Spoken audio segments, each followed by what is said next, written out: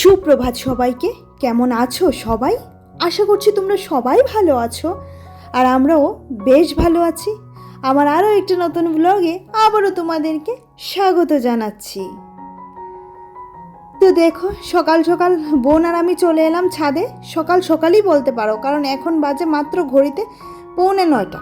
এখন গিয়ে স্নান করব, কারণ আজকে তো চৈত্র সংক্রান্তি আর আমাদের নিরামিষ খেতে হয়, আর সেটা স্নান ধান করেই খেতে হয়। তার জন্য আগে ভাবলাম গাছগুলাতে জল দিই, কারণ কালকে বিকেলে জল দেওয়া হয়নি তার জন্য।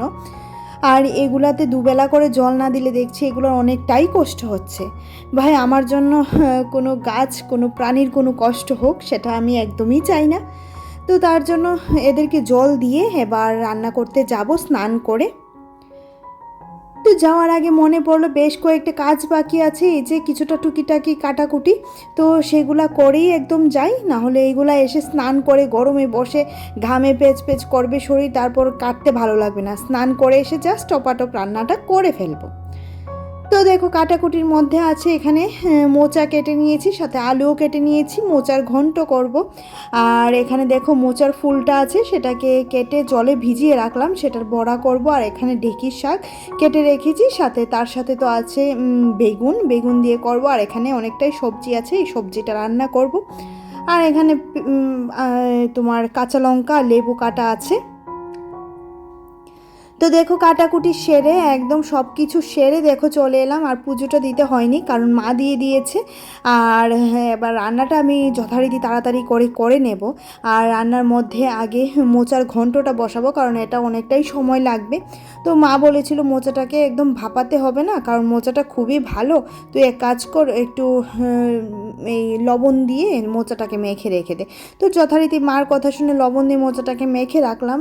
বাট টেনশন হচ্ছিল যে মোচাটা ভালোভাবে হবে কি না। তো দেখো, এখানে তেলে দিয়ে দিয়েছিলাম তেজপাতা, শুকনো লঙ্কা, আর দিয়েছিলাম 5 ফোড়নে। আর সাথে আলুটা দিয়ে একটু ঢাকা চাপা দিয়েছিলাম, না হলে সারা ঘর এই তেল তেল তেল তেল করে। তো যথারীতি দেখো আলুগুলাকে ভালো করে নাড়াচাড়া করে নিচ্ছি। এবার একটু ভাজা ভাজা হলে সেই মোচাটাকে দিয়ে দেবো, একদম একদম যেরকম আছে সেরকম করেই দিয়ে দিতে হবে। একদম চিপতে টিপতে মানে নিংড়াতে হবে না জলটা, এরকমভাবেই দিয়ে দিতে হবে। আর মা বলছিল এভাবে খেলে নাকি ভিটামিন, মানে যে আয়রনটা থাকে মোচাতে সেটা নাকি অনেকটাই বেশি থাকে। জানি না, তোমরা কমেন্ট করে জানিও। তবে আমি মা বলাতে এই মোচাটা খুবই ভালো, তার জন্য এই মোচাটাকে ট্রাই করেছি। সব মোচা কিন্তু এরকম ভালো পড়ে না। তো তোমরা একটু দেখে শুনে এটা করে নিও, যারা যারা আমার মতো করতে চাও। আর যারা যারা ভাপিয়ে ফেলো তো তাতে তো কোনো অসুবিধা নেই। আর আমিও ভাপিয়ে ফেলতাম, কিন্তু মা না করেছে তার জন্য ফেলিনি। তো জিরে গুঁড়ো, লঙ্কা গুঁড়ো, হলুদ, লবণ আর একটু চিনি দিয়ে এবার এটাকে ভালো করে ঢাকা চাপা দিয়ে রান্না করব। আর বিশ্বাস করবে এত তাড়াতাড়ি এটা সেদ্ধ হয়ে গেছিলো, একদম কষকষ ভাব নেই বললেই চলে। খুব দারুণ হয়েছিল মোচার তরকারিটা, দারুণ টেস্টি হয়েছিল। আর পাশে মাঝখানে চুলাটাতে একটু টমেটো দিয়ে চাটনি বসিয়েছি, মানে একটু টক হবে আর কি, চাটনি করব না, হালকা ঝোল ঝোল টক করব। আর এখানে সবজিটা বসাবো, তার জন্য দেখো ফোড়নে দিয়ে দিলাম কালো জিরে আর কাঁচা লঙ্কা। এবার যথারীতি সবজিটা ঢেলে দিয়ে দেব। আর সবজিতে যা যা লাগে তোমার হলুদ, লবণ এগুলা, আর একটু জিরে গুঁড়ো দিয়ে দেব। আর সাথে কাঁচা লঙ্কা তো অবশ্যই আছে। আর আজকে খাওয়া দাওয়ার পর মা বিকেলে চলে যাবে আমার দিদির বাড়িতে, যেই দিদির বাড়ির ছাদ ঢালাই গেছিলাম সেই দিদির বাড়িতে যাবে। কারণ দিদির বর আমার মাকে খুবই ভালোবাসে, ইভেন দিদিও আমার মাকে খুবই ভালোবাসে, এবং জেঠতো তো দিদির বাড়ি। তো আমার এখানে আসলে ওদের কাছে না গেলে মার হয় না। তো বেশ কিছুদিনের জন্য মা গেছেন, আসবে, এসে তারপর বাড়ি যাবে, কারণ আমাদের এখানে ভোট আছে তার জন্য।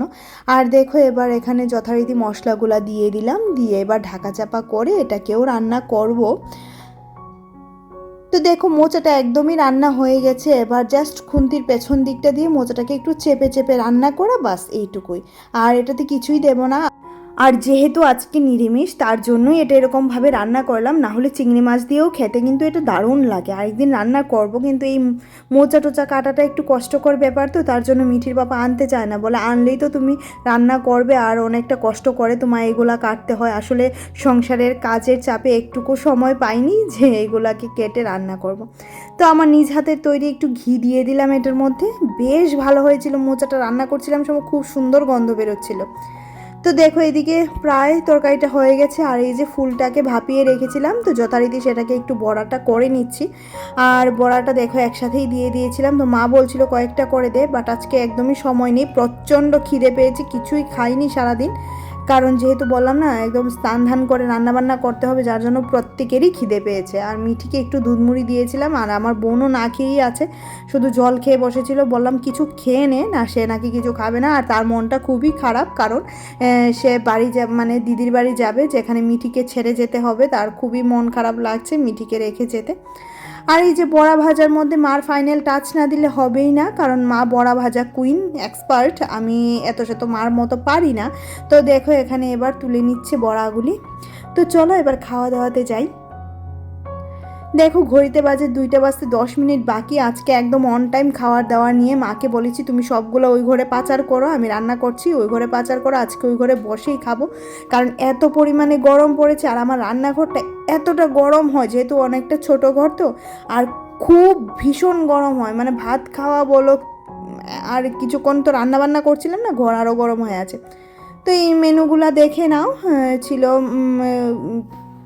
যা যা বলেছিলাম অনেক কিছুই ছিল। আর মা এখানে দেখো রেডি হয়ে গেছে, এটা হচ্ছে প্রায় বিকেল তখন 5টা বাজে, আর এখানে রেডি হয়ে গেছে। আর বোনের মনটা কিন্তু খারাপ, দেখো ও যেতে চাইছে না একদমই, আর মিঠিকে ছেড়ে তো একদমই ও যেতে চাইছে না। তো যথারীতি দেখো যেতে তো হবেই, কারণ যারা আদর করে আদরটা রাখতে হয়, তাই না? আর এই করেই আমাদের চৈত্র সংক্রান্তিটা কেটে গেল। তোমাদের চৈত্র সংক্রান্তির দিন তোমরা কি কি করেছো সেটা অবশ্যই কমেন্ট করে জানিও। আর আমার ব্লগগুলো যদি ভালো লাগে অবশ্যই একটা লাইক করতে পারো, কারণ তোমাদের এক একটা লাইকে অনেকটা মোটিভেট হই, আর নতুন নতুন ভিডিও বানাতে উৎসাহটা আমার অনেকটাই কিন্তু বাড়ে। সেই কারণে বলছি একটা লাইক করে দিও। আর যারা যারা এতক্ষণ ধরে ধৈর্য সহকারে ভিডিওটি দেখছিলে তাদেরকে জানাচ্ছি অসংখ্য অসংখ্য ধন্যবাদ। আর যারা প্রতিদিন ভিডিও দেখো আর নতুন নতুন কমেন্ট করো তাদেরকেও জানাচ্ছি অসংখ্য ধন্যবাদ।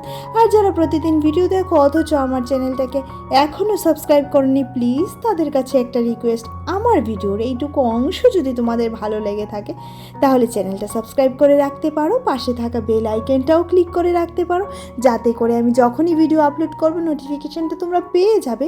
প্রতিদিন তোমাদের হয়তো বা একই কথা বলি, সেটা তোমাদের শুনতে নাও ভালো লাগতে পারে, যদি ভালো না লাগে সেটাও অবশ্যই জানিও। আমি চেষ্টা করব তোমাদের ভালো লাগার মতো অনুযায়ী কিছু করতে। আর এই যে এখানে কাপড়গুলি দেখছো মা ধুয়ে ছাদে মেলে ছাদ থেকে শুকিয়ে এনে রেখেছে। আর ঘড়িতে কয়টা বাজে তো তোমরা দেখতেই পেলে। তো দেখো এখানে এবার চা করছি নিজের জন্য, এবার চাটা খাবো, চাটা খেয়ে তারপর আজকের ব্লগটা চা দিয়েই শেষ করব। আর সবাই ভালো থেকো, আজকে বছরের শেষ দিন, কালকে থেকে একটা নতুন বছর শুরু। সবার জীবন সুন্দর হোক, ঈশ্বরের কৃপায় সবাই যেন ভালো থাকো সেই আশাটাই রাখছি, সেই কামনাই করছি ভগবানের কাছে। সবাই ভালো থেকো, সবাইকে ভালো রেখো, আর নিজের আশপাশটা ভালো রাখার চেষ্টা করো, কারণ আজকে আছি কালকে হয়তো বা নাও থাকতে পারি। তার জন্য প্রতিটা দিন কিন্তু আমাদের কাছে মূল্যবান, কারণ যেই দিনটা যায় সেটা আর ফিরে আসে না। কাজে আজকে এই বছরের মনোমালিন্য দূর করে সামনের দিকে এগিয়ে চলার চেষ্টা করো। Tata, bye bye.